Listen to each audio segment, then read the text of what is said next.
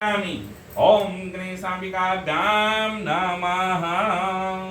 सिंदूरं शोभनं रक्तं सौभाग्यं सुखवर्धनं सुबुधं काम च सिंदूरं प्रतिज्ञातम्।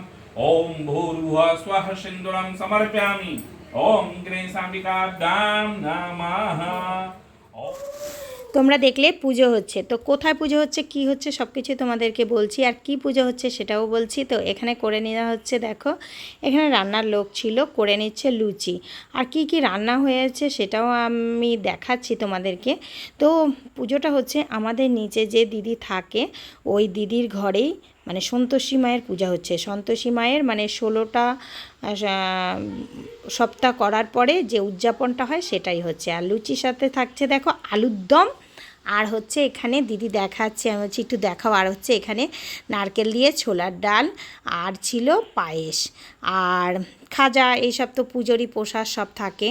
আর ছিল লুচি, ব্যাস। আর এই দিকে দেখো পুচকো, দেখো হঠাৎ করে আমি ওদের সাথে গল্প করছিলাম যারা এসছিল তাদের সাথে, আর দেখো ক্যামেরাটা নিয়ে বারবার শুধু আমাকেই দেখাচ্ছে, দেখছো ও ক্যামেরা করছে।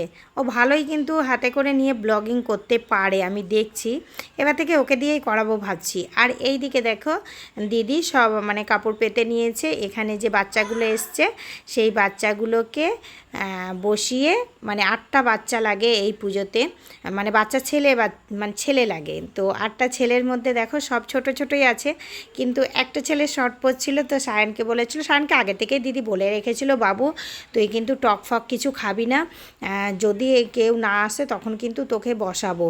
তার জন্য যে আসেনি, সত্যি সায়নের কপালেই ছিল যে এই প্রসাদ এইভাবে বসে খাবে। আমার 2 ছেলেই এইভাবে বসে প্রসাদ খেয়েছে, তো ভালোই লাগলো। আর দিদি সব নিয়মকানুন সুন্দরভাবে করে ওদেরকে খেতে দিয়ে দিয়েছে। দেখো যা যা দিদি আলাদা ভোগ ওই রান্না করেছিল সেগুলোই দিদি বাচ্চাগুলোকে খেতে দিয়েছে। চলো, তো ওরা খাওয়া দাওয়া করার পরে তারপর আমরাও প্রসাদ নিয়ে নেব। চলো বাই, আজকের মতো এত।